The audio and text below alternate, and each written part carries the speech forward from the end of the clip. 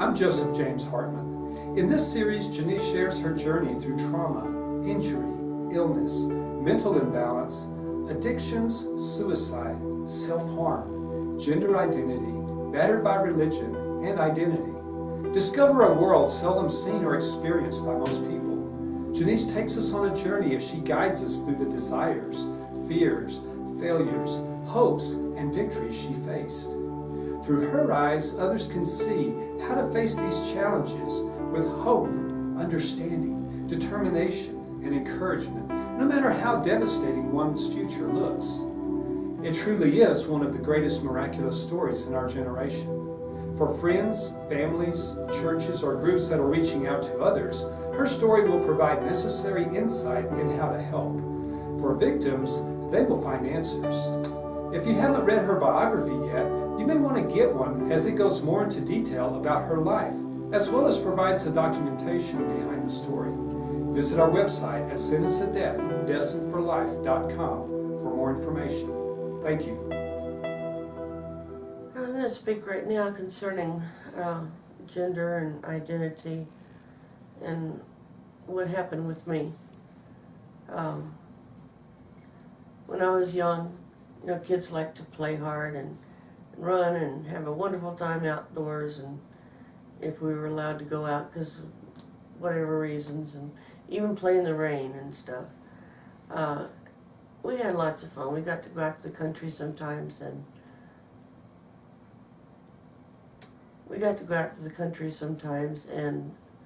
climb trees and just rough it up and have a wonderful time.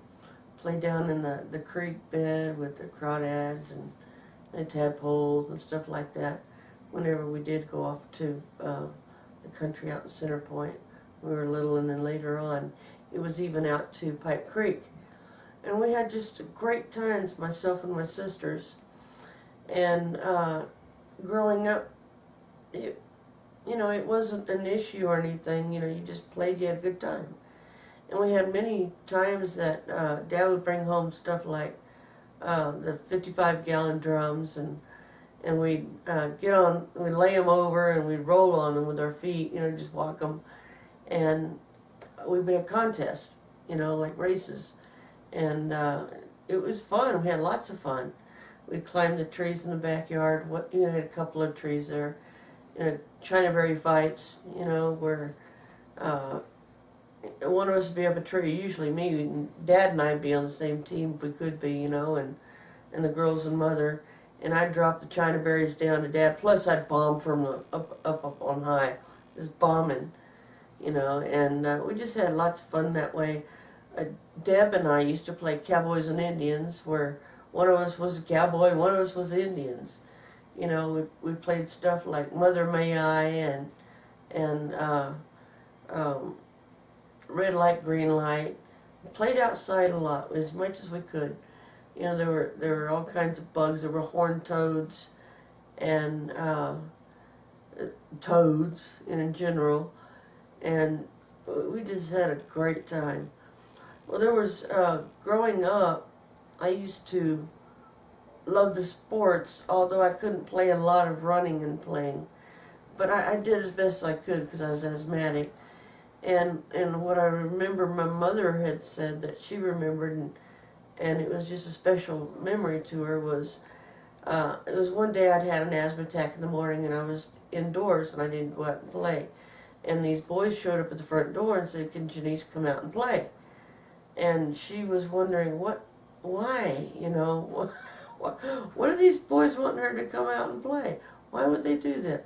And so she asked them, first she said, well, Janiece has had an asthma attack, she can't come out and play.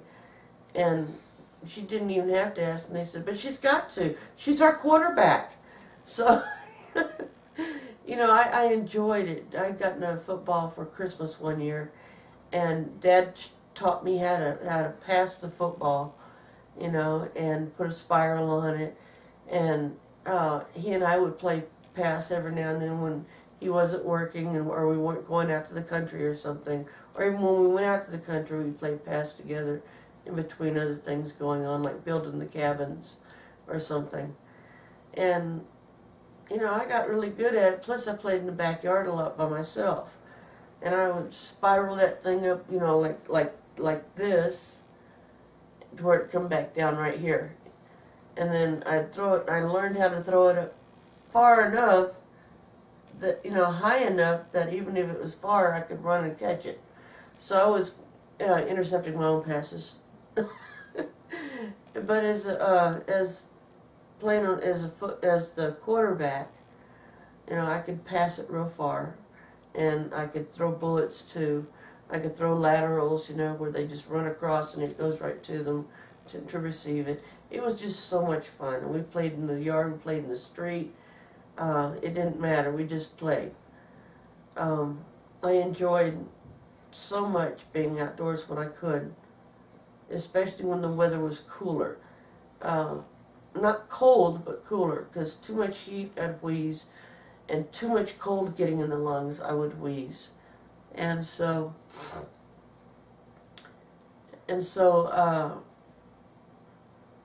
even with the unicycle and playing basketball with my dad. My dad was he was a basketball player for Brackenridge, and so he taught me how to play basketball, and I loved it.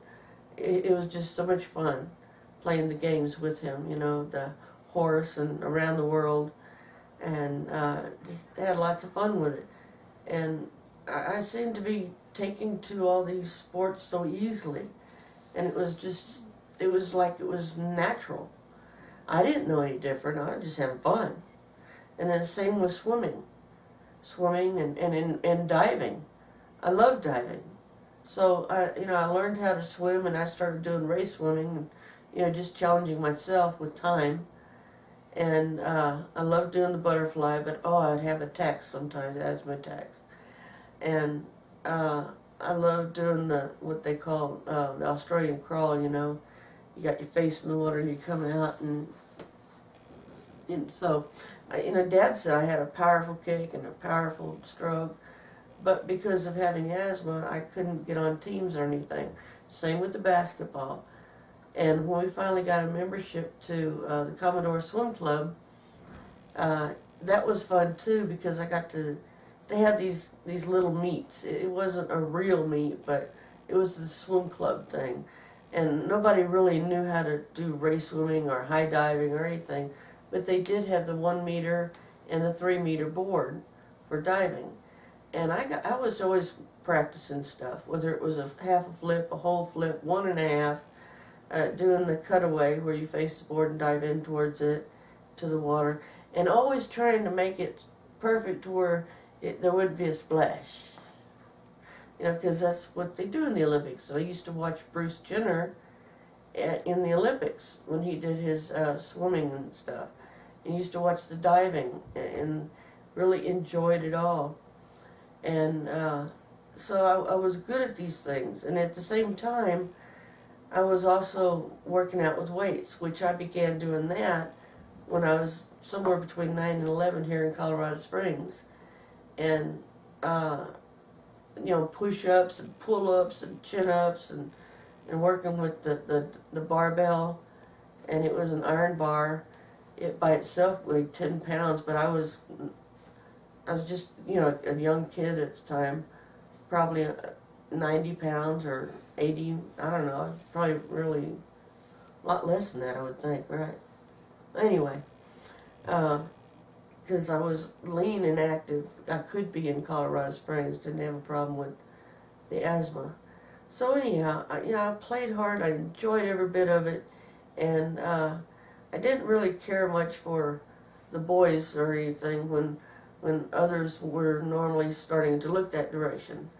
And so I thought that was kind of strange that I wasn't like them, and I didn't understand why they were changing, the other girls, and it didn't make sense.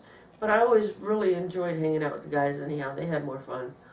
They didn't mind getting dirty. They didn't have to go home all the time and change. And it was like, yeah, we just keep playing. You gotta go to the bathroom. Hey, can I use your bathroom? And we just do that. Or if there was bushes, whatever. If you're down at the creek bed or something, whatever. It doesn't matter. And I just was enjoying life.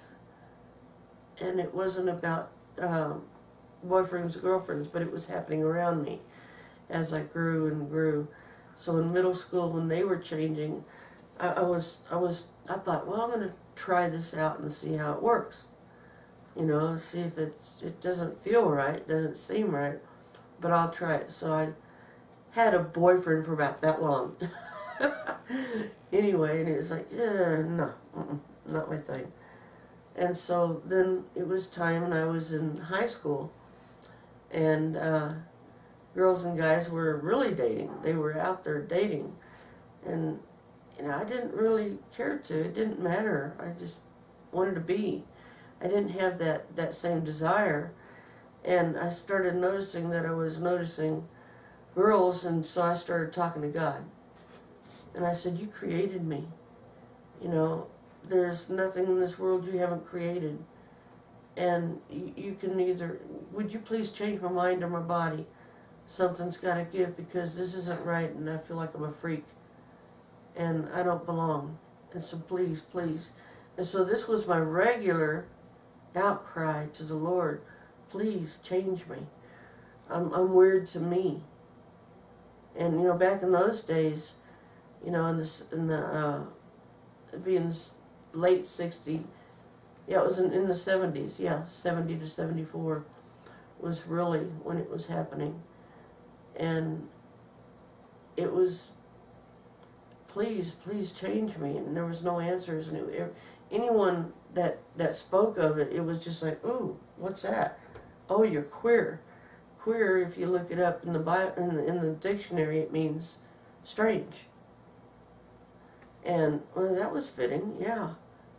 But I didn't feel like I was that. I just felt like I had a guy's mind in a girl's body, and that was weird, and I just needed help. Well, I wasn't getting any answers, and you didn't talk about stuff like that. You know, people just didn't talk about it. It was a hush-hush thing, just like talking about sex wasn't talked about much at all. It was barely on TV. It was just barely starting to come out, you know, and so I felt a freak to myself, and I was embarrassed. And I was even embarrassed when I started realizing more and more that this body's not changing. And then I felt like I wasn't getting any answers, any help. I couldn't talk to my parents about it. Couldn't talk to my sisters about it. I couldn't talk to my best friend Scotty about it. Well, no, he'd already moved. But, you know, or even Doris, I couldn't talk to her about it. And she lived a couple of houses down. And we used to party together, but I couldn't talk to her about it. That wasn't something... I just felt like I'd lose my friends, what little I had. And so I didn't want to talk about it.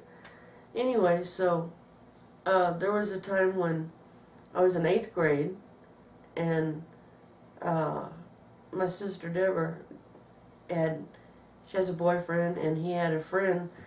They were going to go to the military ball because they were in ROTC in high school, and this friend needed a date. So my sister's boyfriend's friend needed a date, and he couldn't get one. So, and he was so shy, I don't think he would have asked anyone. And so her boyfriend, she asked me if I wanted to, and I went, I guess, I don't know. I thought I'd try this thing out again, you know, trying to be girlish like.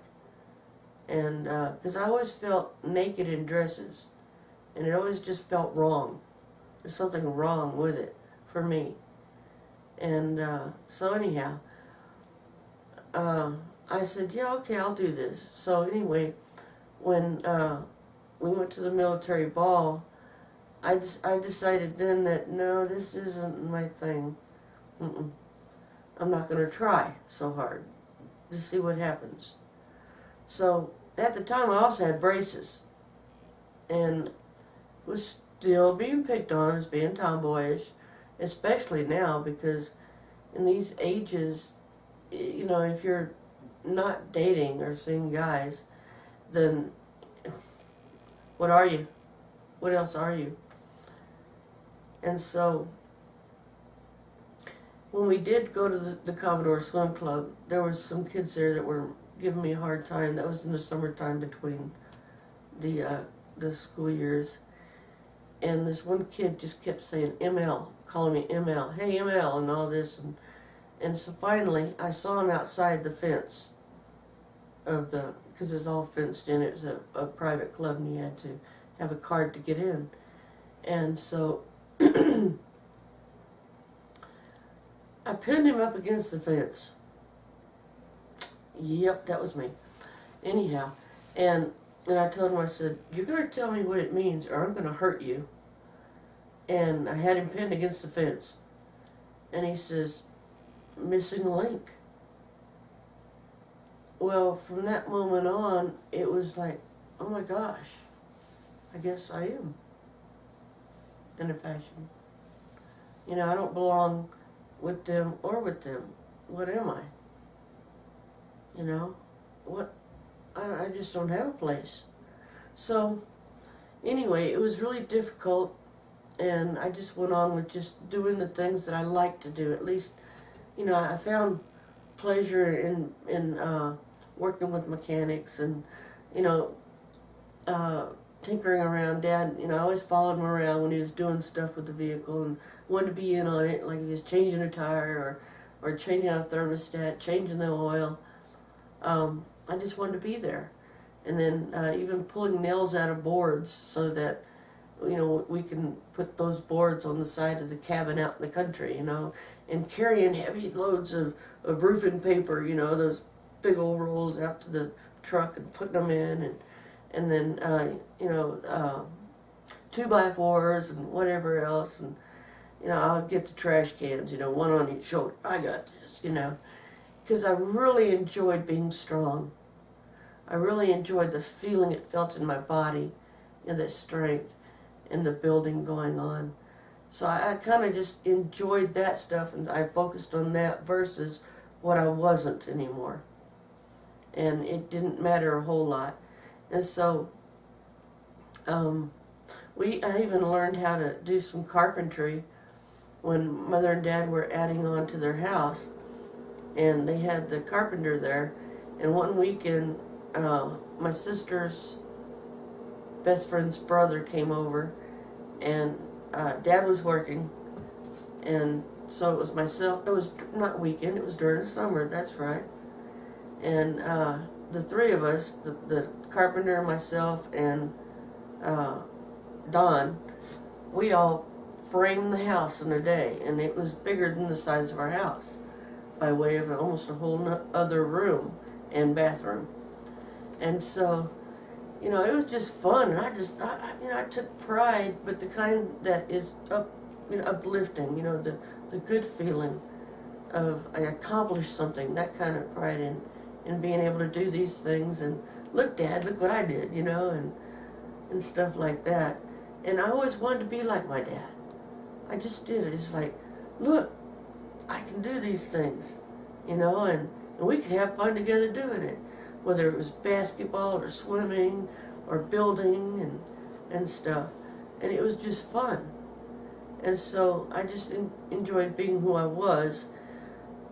And then it's like I got into 9th grade, and I was an ROTC. That wasn't my thing.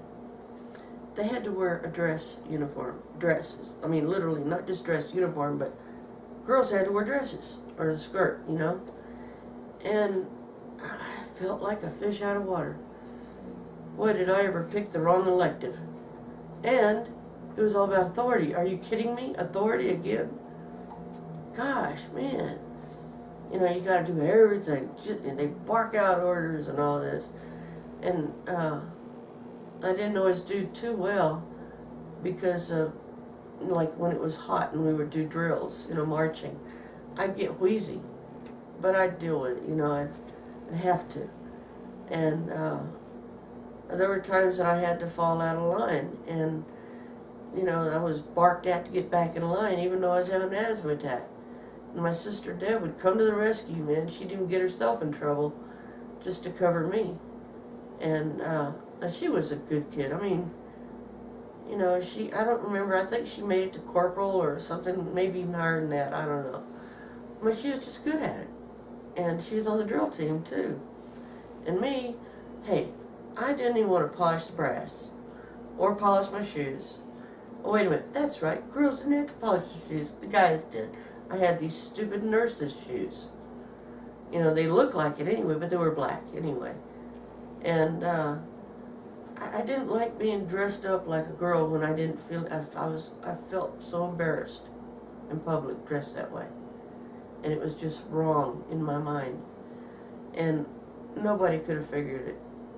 Well, it came time for another military ball. And, before the military ball, let me back up a bit. It came time more for me to try again to be feminine. Give it a go, you know?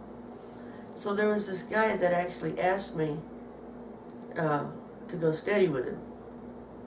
And he's a real neat guy. He was a senior, and I was just a kid, you know, in ninth grade. But we ended up going steady for a while. And then I did go to the military ball with my sister and her boyfriend and me and my boyfriend. But I think it was more for looks than anything that I tried having a boyfriend. And I was trying to break whatever it was that was happening in me with being a girlfriend. I was trying to break it somehow. Break that cycle and get some new thinking going on. But it was difficult, and so in the end, after a while, you know, we used to write notes to each other. I mean, some of his letters were like 4 and 6 pages long, and I thought, gosh, wow, you got a lot to say, you know. And me, maybe a half a page, I don't know. It wasn't a whole lot, but he even put me on parking lot duty because he was over that area, so I got to be out there instead of having to have two study halls.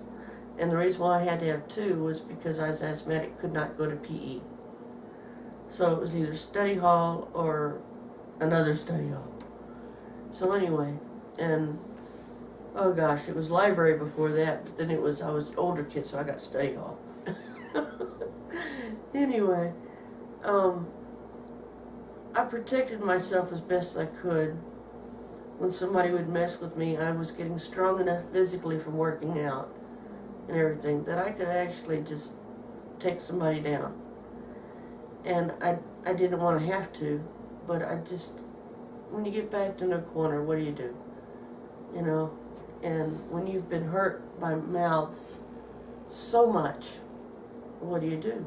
When you're a young person and nobody's there to defend you. And so it was one time in the library. I was pitching quarters or nickels or dimes or something, and we only did that when the librarian went out. You know, we'd jump up and run over there and pitch them, and it was betting. You know, got extra money for snacks at the hitching post. Anyway, and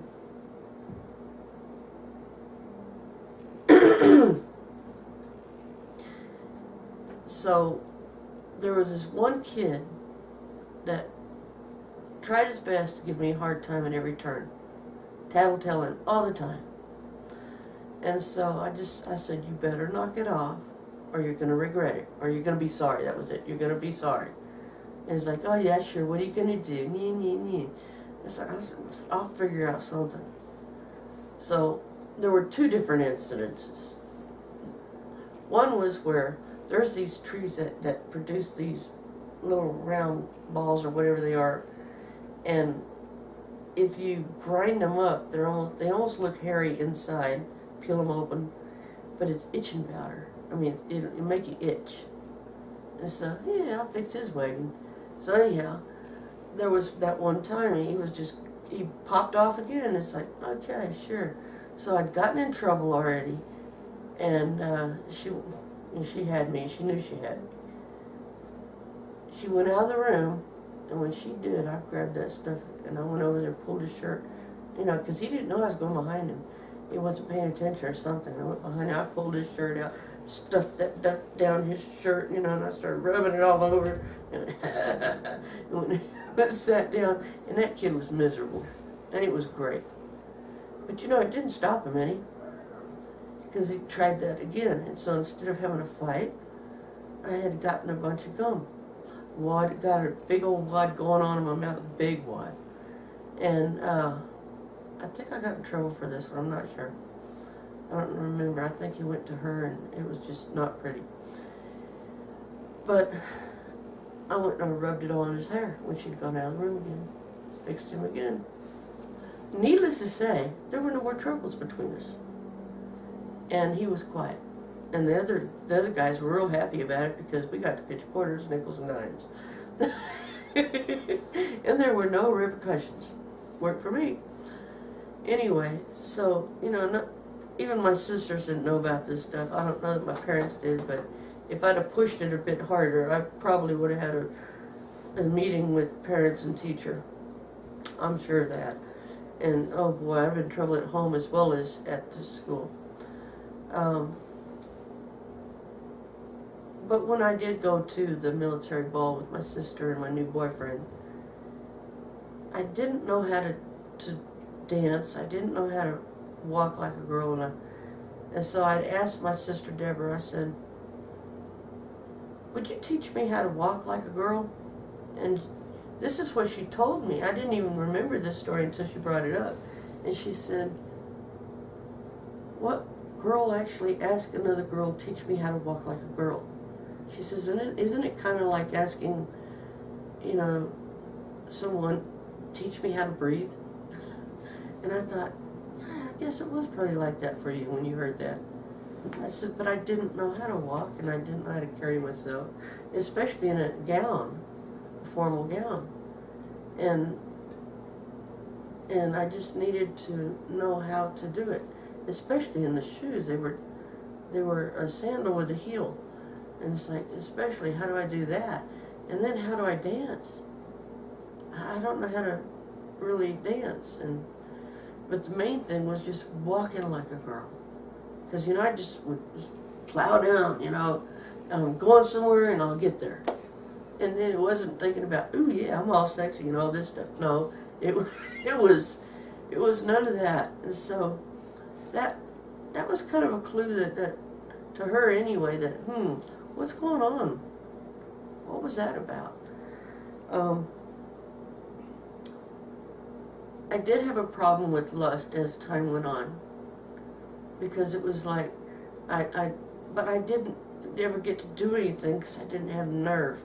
And homosexuality wasn't spoken about, lesbianism wasn't spoken about, definitely transgender wasn't even heard of as far as I knew. But I still had those feelings and they were bottled up. Well, moving on, while I was still in high school, I got a job part-time as a mechanic's helper. Oh, that was fun, over at Big Johnny's garage on Zarzamora. And he was the neatest guy. He's from Guatemala. And he was just so nice. It was funny, the first day I went to get a job with him. And he wondered why I was there first off, because, you know, I just drove up, my car seems fine, you know. And I said, I want to work for you. I want to get a job here. Do you have an opening? I see that there's really nobody working with you. You kind of work by yourself. And he says, well, I don't really need any help. And he's looking at me like, a girl? Really? Because it was so out of character, you know, out of the ordinary and tradition that a girl would want to work as a mechanic then. And so, and I said, I tell you what, I really need just enough money for gas for my car and maybe some fun times on top of that. That's it. Now, I tell you what, how about just give me a chance, and if I don't work out, you didn't lose anything. I'll work for you free, and, you know, for however many days it takes for you to realize that you've got a good worker on your hands. And then I'd like to be on payroll. And so he had this broken English, and he figured out what I was trying to say, And he went ahead and I said, at least this way you haven't lost anything. And it's not going to bother me any. I either work out or I don't. So anyhow, he gave me the job, and I ended up working for him for months. It was great. I love getting dirty. I love getting the grime. I love learning about stuff. I would help him with washing off parts in the sink, using the gasoline. And eventually I got to learn how to pull out a starter and put it back in after he fixed it, or drop a transmission. And boy, that was a long, drawn out process. Everything that you have to take off just to get to it, and then, you drop it. Then I learned how to even take out flywheels and put them back in. And, sometimes I would reach through and guide him. He would pull a windshield out. I'd get inside the vehicle, and he'd be lowering a motor back inside, and I had to tell him left or right or help hold it, because he had it there suspended, and we had to line it up with the motor mounts and everything. So I really had a great time there. I was just being, and nobody was giving me a hard time about it. Plus I had gas for my car, and I could do stuff, and I had this blue Galaxy 500. It was a Ford Custom, and it was a 1965 and had 362 under the hood. It was beautiful and wonderful. I had so much fun with it. It was powerful, and it had power steering too. That was a plus. And I just had a great time, and I did things like that. I was just mechanically inclined. It just came to me easily, and so I could soar in those things. And then I did go ahead and, when I graduated high school, my dad told me to get a job or go in the service. So, okay, what am I going to do? I didn't really want to work in that little bitty print shop I was working in. It was more like a copy shop. So I decided, well, what am I going to do? What am I going to do?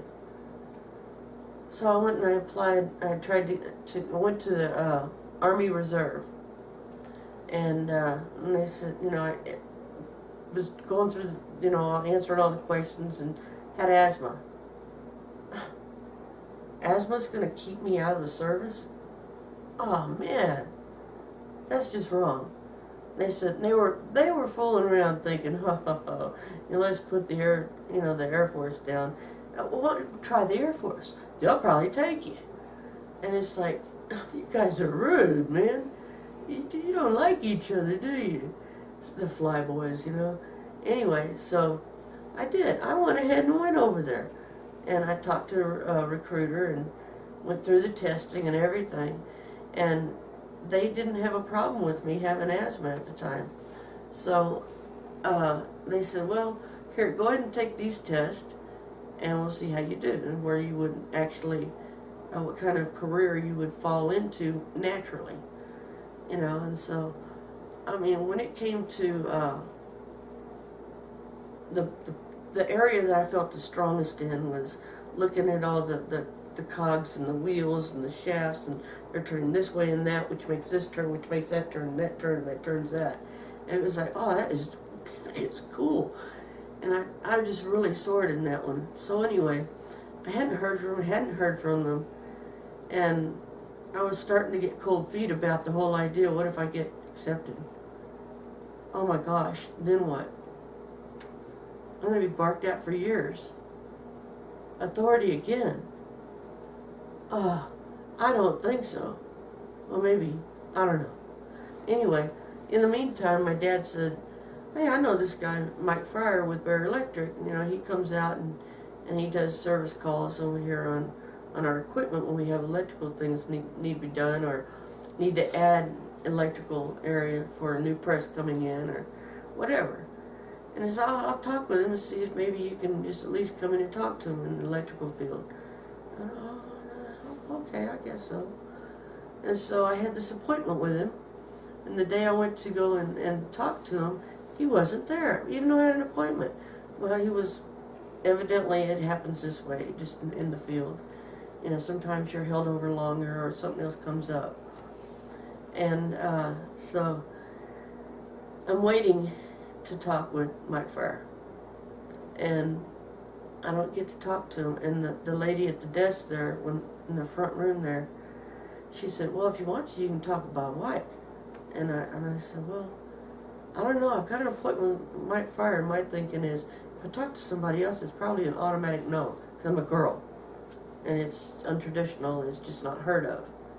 Nobody's ever done this. And so, no, that's okay. I'll go ahead and wait for him. I'll wait for him.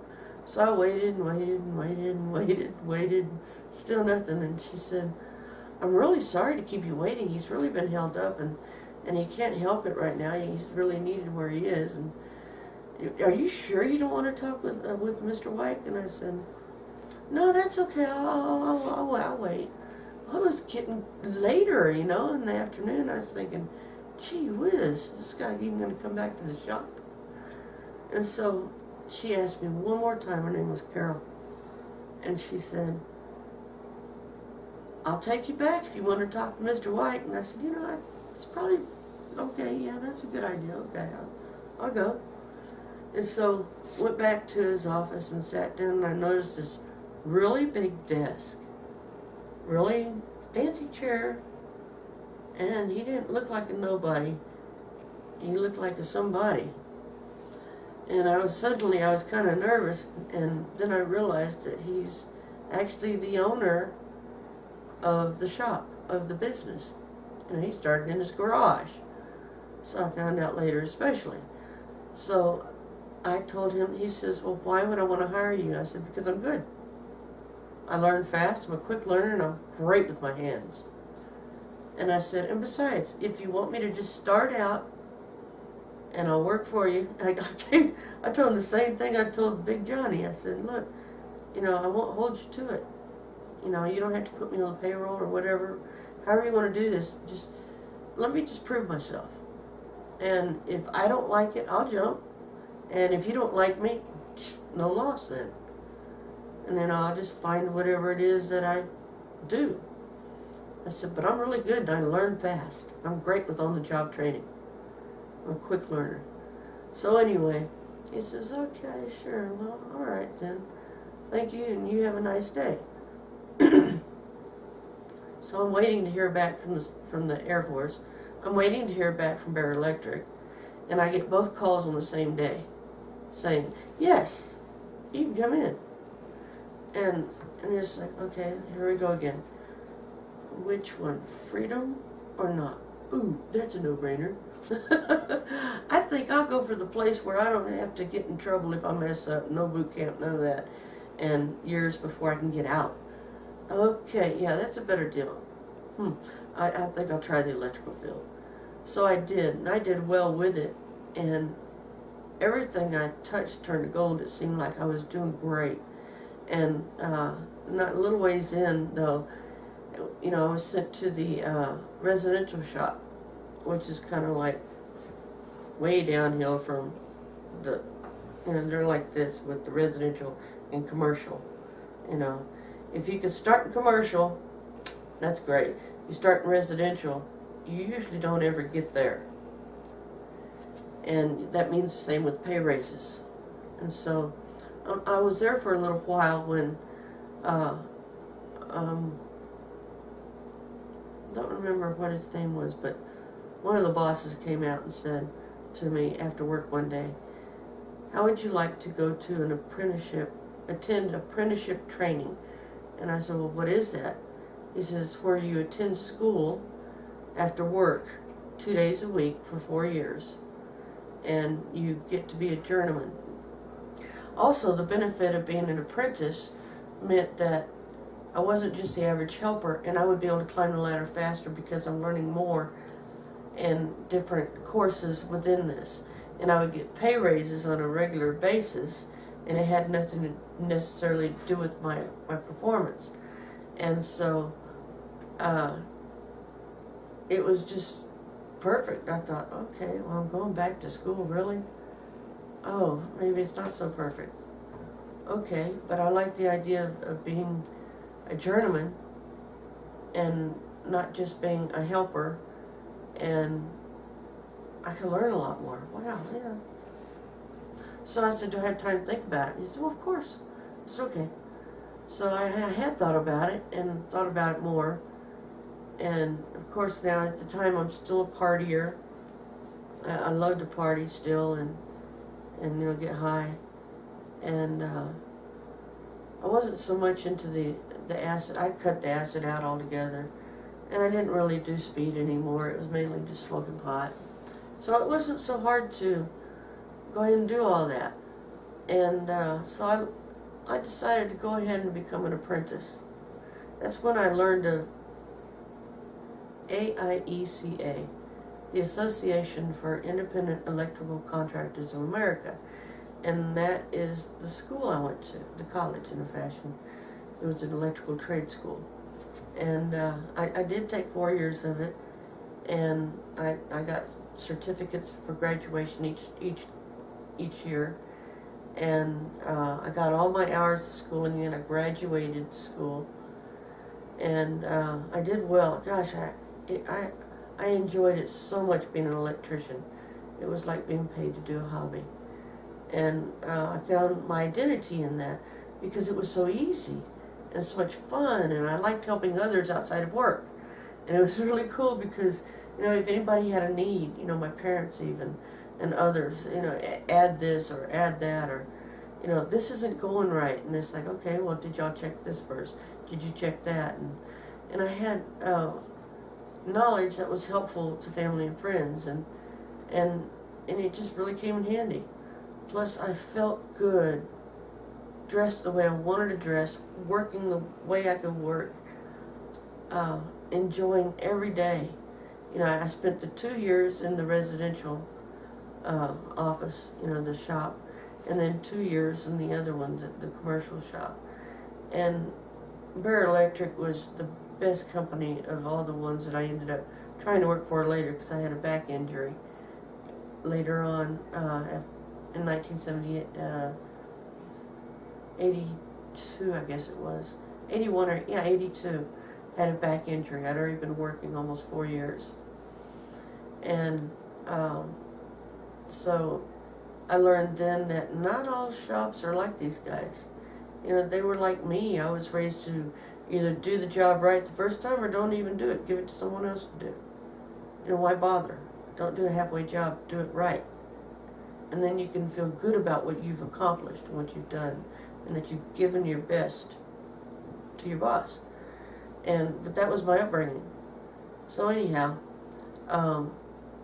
during this time, when I had the back injury and all, and I hadn't gone back to work yet in the electrical field, that was about the time when, I was weak and vulnerable, and I was wanting help, and I found that the Lord was available. My sister introduced me to him, and I went ahead and checked into it, and it didn't go well. They were trying to change me from the outside, this one particular body of believers. They thought it was an outside thing, that if I were to change my dress, the way I dress, start dressing like a guy, because you're not supposed to give the appearance of evil, period. Well, I guess evidently I was, and that wasn't going over well. At the time, I had a girlfriend too, from the time not long after I started the school, all the way up until right before I was put in that Alzheimer's home, caregiving home. And that was like a span of 10 years with that one relationship, and fooling around in between on that too, with bars and at the bars and stuff. But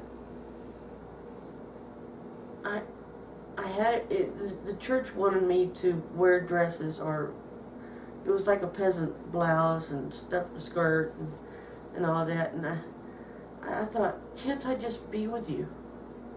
Why do I have to look a certain way to just walk through the doors? Why do I have to look a certain way to be even associated with you? Can't I just love you and you love me? Wow. Anyway, so it didn't work out.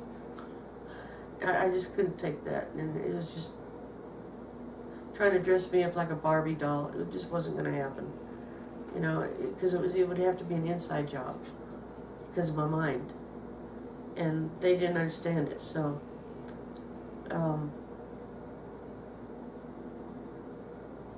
after the back injury, I didn't have.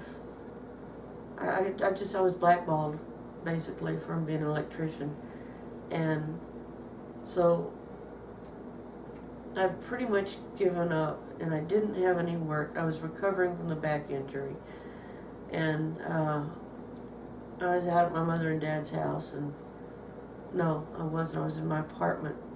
They were selling their house in order to buy an army barracks and convert it into a house on a piece of property, and so they were going to need someone to do demolition and then wire it and everything else. And I volunteered. I said, I'll do the demolition. That'd be great. Just show me where to tear it up. You know, tell me how far to go and what to do. And it was great, man. Oh, man. You know, having the sledgehammer, having the smaller one, and even having the crowbars of different sizes, and pulling out the nails, and trashing ceilings and walls, and pulling out pipes and walls also. And, you know, Dad had to stop me and say, oh, whoa, whoa, whoa, whoa, whoa. We're going to need some of this here, okay? You know, we'll be utilizing some of the partitions and some of the structure here. And so, okay. Then he said, how would you like to have a job? No, how would you like to wire our place? And I said, oh, that'd be great, Dad. You can customize it to however you want it. You have as many plugs on a wall as you want. It doesn't have to be to a certain thing. And when we get through designing it, you can put it anywhere, inside, outside, whatever you want done, it can be done. And I said, and then all we have to do is just decide on the size panel you need, what amperage you need, and then at the pole, they'll know what your house needs and give you what you need. Versus, oh, I'm just tied to 100 amp, you know, that wouldn't work. Anyway, so, sure, I'd love to. And he goes, but I'm going to pay you what you were being paid when before you had the accident. And I said, oh, Dad, you don't have to do that. And he goes, yeah, I do. It's only fair. I said, okay. So I just had so much fun being able to design my parents' home. It was something I could give to them, you know, and it was just so neat that I had a gift that I could share. And it was just part of me to them, and it was all that was sewn into that house too, as I look back. And so everything that was done there was with just love and Thanksgiving, and just I was all in the mix. Anyway, it's fun, and the job was about over as far as what I could do there, and I couldn't get back into the electrical. It just wasn't going to work, and I had lost. Something in me just kind of died when I got blackballed, and I just couldn't hardly function with that anymore. So Dad said, well, hey, maybe I can get you on at the shop. You know, it wouldn't be on one of the presses or as my helper. And I was thinking, oh, man, if I could be my dad's helper, that would be cool. Are you sure, Dad? Maybe I can be your helper. How's that? He goes, well, we'll see. Right now I've got a helper. I said, okay. So I ended up getting on as working in the warehouse area. Had fun there. Oh, boy, did I have fun. It was cool. And learning how to drive the forklift. Ooh, yeah. That was really cool. Pallets of paper, whether it was completed work or just plain pallets of paper, you know. And then I got to go to work in the masking and stripping department, which is working with negatives and getting them ready for plate making to go to the press. And so I had already learned all this stuff in Print Shop 1 and 2 at McCollum High School. And so I was helping there too for a while. And all this I was getting paid to do, but to me it was a hobby again. Getting paid to do what I like to do. And so then from there I got to work in the bindery. I didn't care for that so much. That one it didn't flow so easy for me. There was a lot of math, and my comprehension skills were not that good at all in math, and so I was really stressed a lot. But I hung in there, and oh, boy did I hang in there. It was hard to go to work a lot of times, just knowing that I was face to face with, I don't understand what I'm looking at. What do I do with this? I would much rather have been run the forklift, or something like that again. Making plates, even deliveries would have been fine at that point. But I did make it through, and then an opening came on my dad's press because another press was brought in, and his helper needed to be running jobs on that littler press. So I got to be Dad's helper. My dream come true since I was a child. And I was working on, what the helper does is they help. They step and fetch, they get things ready. There's also the wash up on the press every day after work, where my dad would take off an hour before I would. He got there an hour earlier, but I had everything set up from the night before, the evening before. He would get there early, and then I would come in. He'd already have things up and running because he had already met with the boss to see what was needed. I didn't need to be there for that.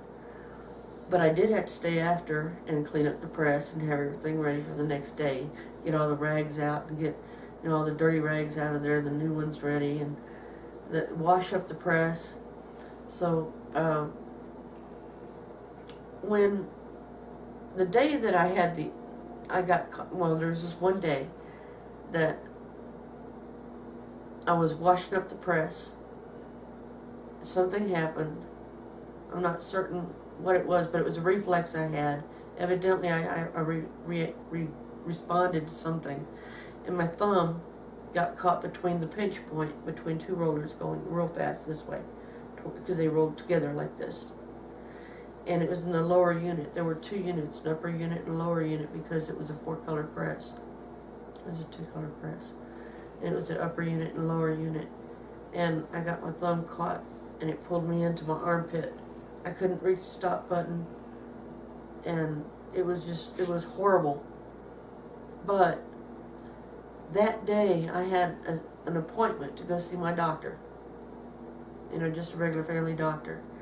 And I was going to talk further. I only talked to him a little bit on the phone, but I wanted a face-to-face, and so did he, as to what are the steps to go in getting a sex change. Finally, they've got that kind of thing working where, oh my gosh, my mind and my body, it won't be perfectly matched up, but it'll be closer than it's ever been. I'd have the hormones and everything. At least I would look like the guy I felt was inside. And at least that would happen. Well, that day, I got caught in the printing press, so that was cut off from me. And so, again, something bad was turned to good. And I couldn't see it for a while, but it was. And just getting set free from this was awesome. It didn't come all at once. I was still having dreams where I was still a guy in my dream and still with girls or whatever, because there's so much that I had sewn in, my way of thinking. I'd gotten real comfortable with it. And when I came to the Lord, it was just His goodness and His mercy that met me there. And there was a time that I had even asked Him, I said, why'd you pick me? Why me? When there's so many out there that you could have that are okay and normal and stuff. And He says, I'll have mercy on who I'll have mercy, and I'll have compassion on who I'll have compassion. And so, it was a correction, but it was also a realization that it's kind of like He's the one who chooses what person He wants to do what, and if He's got big plans for His ministry to do something, then whatever it takes to get that person where He wants them to be, then that's what's going to happen. He'll actually allow things to happen because of our own choices, and we'll be reformed or reshaped or changed into what we were supposed to be from the beginning. And so, I was born a girl, he wanted me to be a girl. And circumstances, whatever they were, doesn't really matter a whole lot, took me a whole different way. And I just went with it because there was seemingly no hope, no answers, no power on earth that could fix that. Even if I did have the sex change,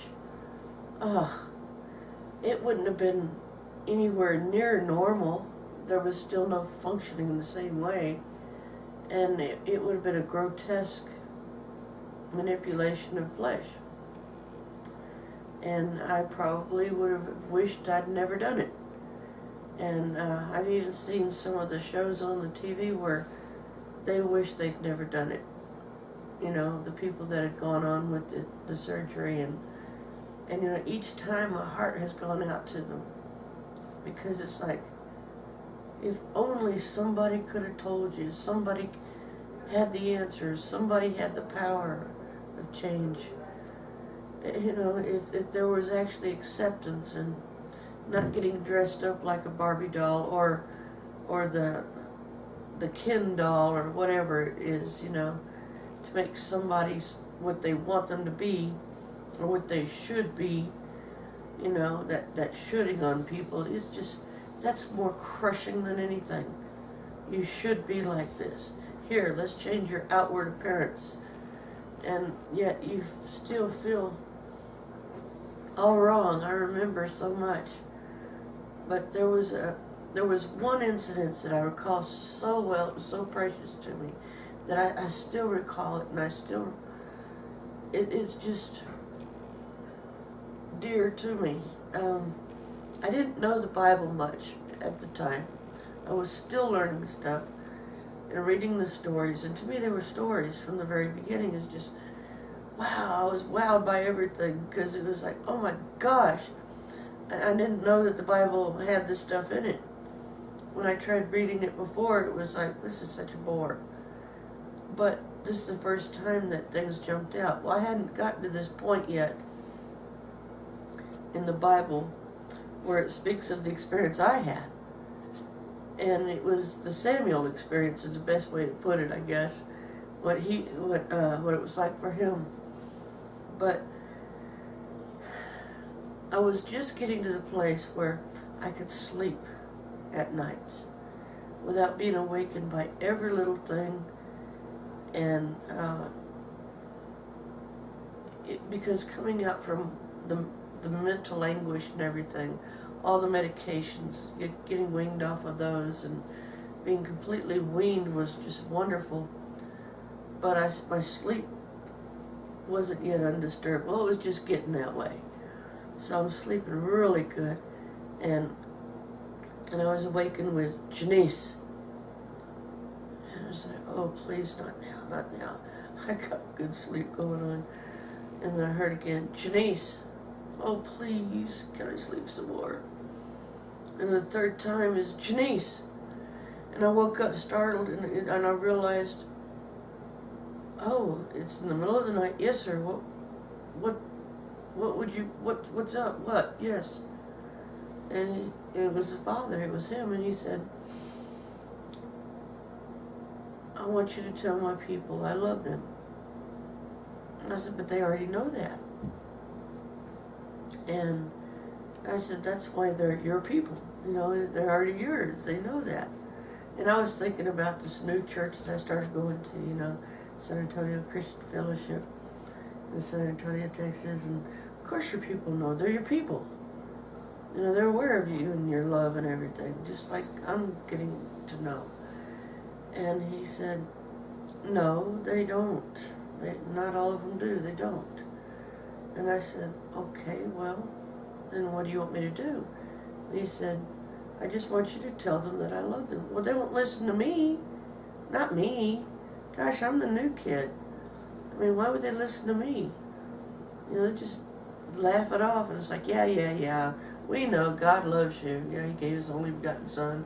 You know, and he said, don't you worry about that. You just do what I tell you to do, to whomever I tell you to say that to, and I'll carry it out myself. And by the time you've walked away, it will have dawned on them that it was me that sent you.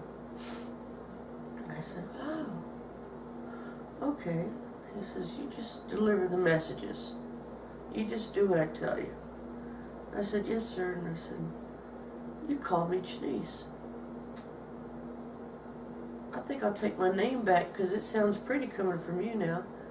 Well, see, I used to go by JJ because when I found out that I could have a sex change, I talked to my mother and I said, Mother, you guys are the ones that actually named me to begin with. Would you please give me a new name? And Mother said, I always liked the name Jonathan J. And I said, okay, I'll take that. And now I'll use that. So I went by JJ all the time. And even on my Bear Electric uniform, it said JJ. And I'd sign all my artwork, JJ Turner, and instead of Janiece. And so when he woke me up, it just sounded pretty coming from him, and I accepted it. So that was really cool.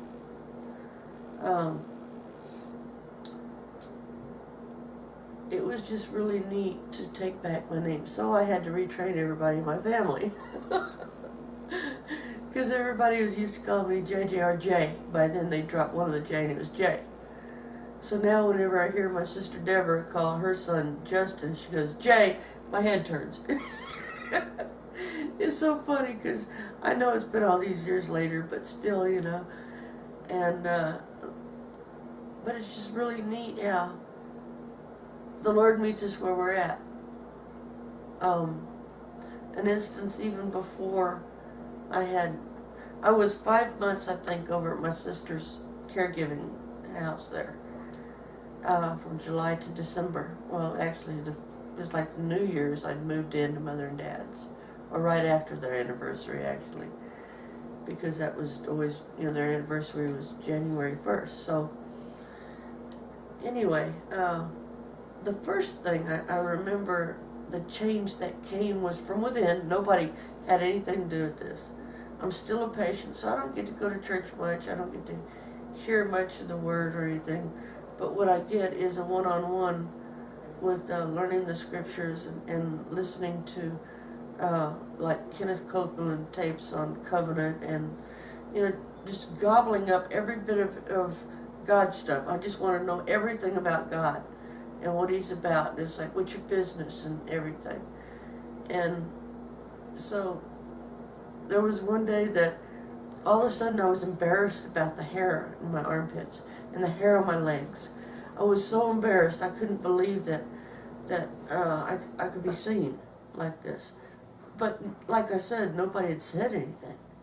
Nobody tried to change me on the outside. This was an inside job, and there was thoughts of, oh, this is embarrassing. I was aware finally, but I wasn't aware before I was aware. And so I went to my older sister and I said, can I talk to you? Because she's always take care of the patients and everything. So I had to find out where windows of time were that she could talk to me. And she was excited. I mean, my goodness, I was letting my nails grow out and I was starting to paint the nails and stuff like that. And things were changing. It was all inside. I'd go to her for things versus her trying to dress me up. And so we went to her room and I said, this isn't good enough. Can we go in your closet and close the door? I was so embarrassed. And, because I'm venturing out in hopes that I won't be squashed. Okay, because I'm so tender and just scared. I didn't want any more harm to my heart or anybody laughing at me or carrying on or making such a big deal of something. Let's just shh. So anyhow, went to the closet and I said, do you have any razors? Maybe a whole package of them or a lawnmower? Little lawnmower? I said, I really need to shave my armpits and my legs. And she goes, I'll buy you a whole package. Whatever it takes. She was all excited because she saw that this was sovereign Lord. And this was an inside job versus how it had been in the past where people tried to dress me up on the outside. And so that was one of the first major changes inside, concerning the femininity. And when I was at Mother and Dad's, because I finally got to move over there, they saw that this thing is real, that changes are really happening.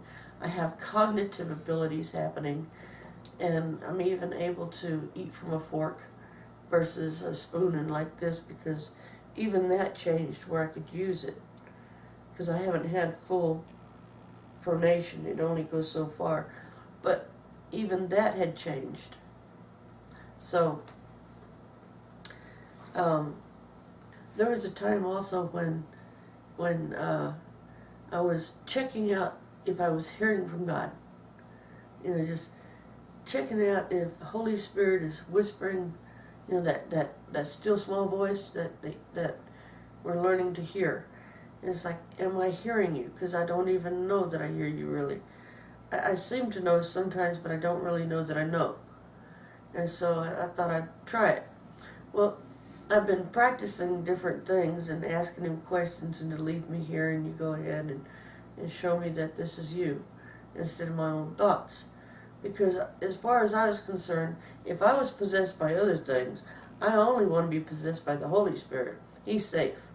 At least, I could be his possession, his child, instead of my own. And when I learned that I was blood bought and that I don't even belong to myself, it was like, yeah, I'm your possession. I belong to you.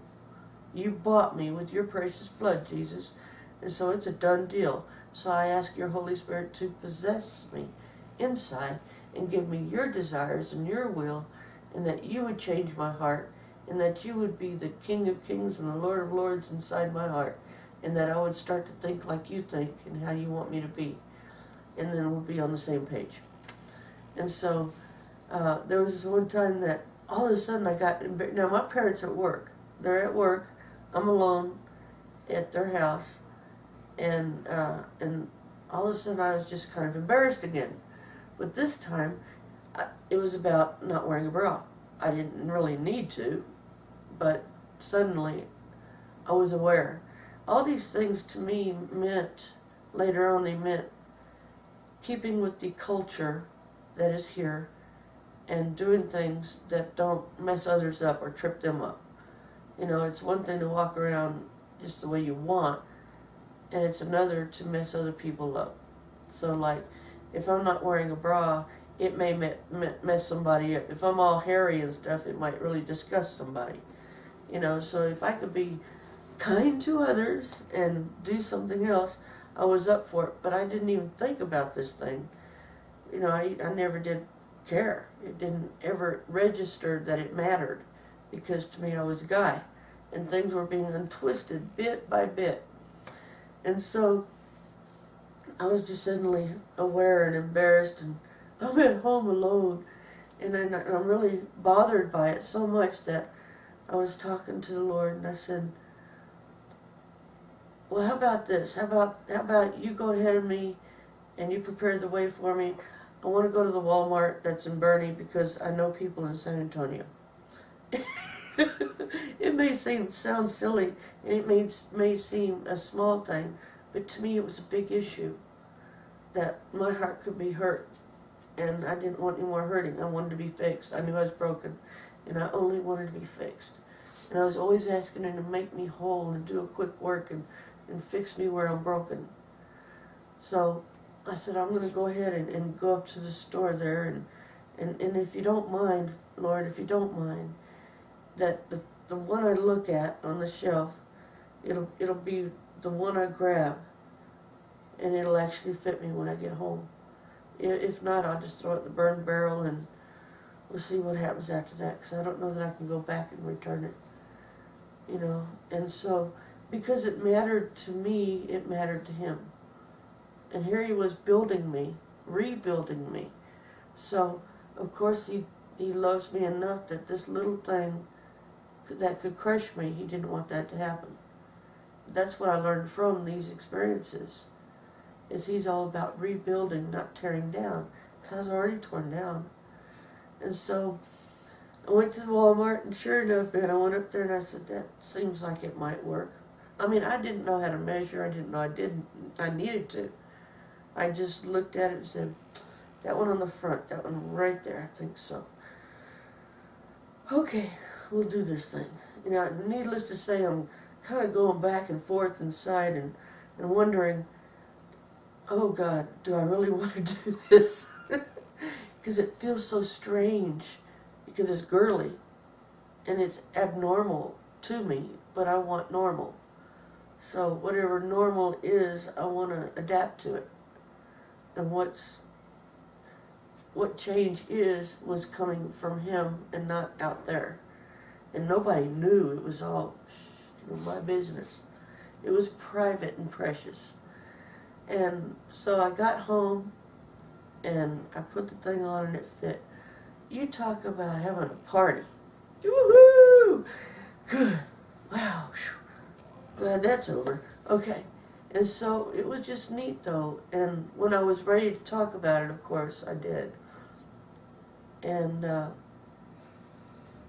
so with the Lord and His goodness, He does meet us where we're at. And I share these stories so that you know that with Him, it's not an outside job for others.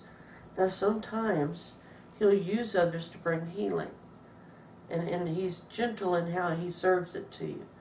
You got to remember that we're in partnership with the Holy Spirit. And we work with Him and His will. And so He's a gentleman, is the way Dennis Davis always put it. He's a gentleman.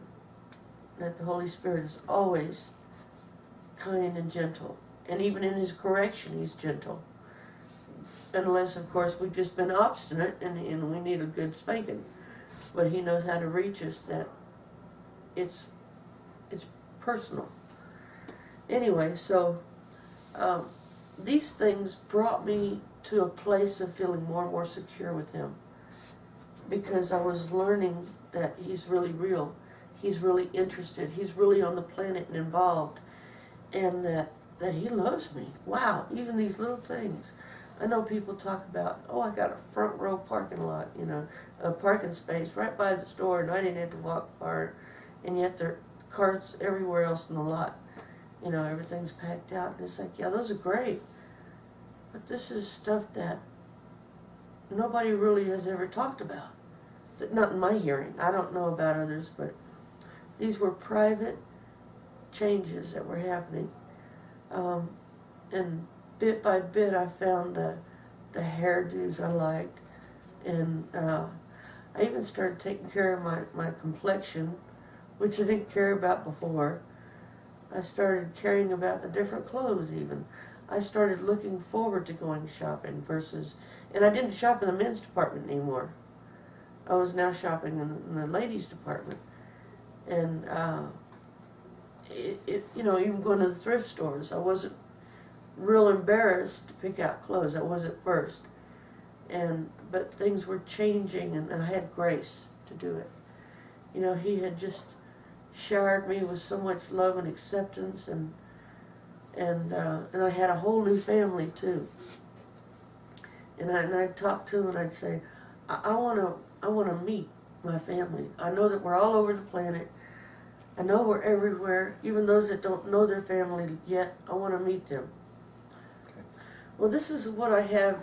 I just wanted to share with everyone is the tender heart of God versus working with the tender heart of the individual. Anyway, so there was a time when Isaiah in the Bible, he was in the king's palaces, in the king's palace. He was raised there, and he was raised with royalty, and you give orders and you take orders, and he was raised that way. And yet there was Jeremiah being one that the Lord had to get his face out of the dust, give him a facelift. He's a whole different take on facelift. But so you've got those that are real strong in the Lord to begin with, and they need a breaking sometimes because they're too secure in themselves and their own abilities. And then you've got where I was at, by the way. I was so there. And then I became more like a Jeremiah, mercy and grace. And so just wanted to give that to you to know that not everybody is made the same. Not everybody's going to have the same walk, same breaking points at the same time even. And we have to be gracious towards everybody and meeting them where they're at. So, blessings to you, and cheers. Thank you for listening to this session of the Journey to Hope 7-video or audio set. We hope it has encouraged you as well as strengthened you in your walk. We pray that your journey with the Lord will be as close and as special as you want it to be. God is no respecter of persons. What He has done for one, He can do for all. He pulled Janiece out of a hopeless situation after everyone had given up hope, and He totally restored her. He can do that for anyone. Don't ever give up. We hope that you listen to the complete series as they were recorded as a complete set. Her book, Sentenced to Death, Destined for Life, is also available in print, on the Kindle, and the Nook for a more detailed journey through her story, and it includes documentation backing the story. I am also working on the screenplay to take her story and to produce it into a movie. Please contact us through our websites if you need help, more information, or would like to book us for your group. We will travel as the Lord leads, fulfilling His command to us. Tell my people I love them. Visit our website at sentenced to death, destinedforlife.com for our meeting schedules and more information. Abundant blessings to you and your loved ones. Thank you.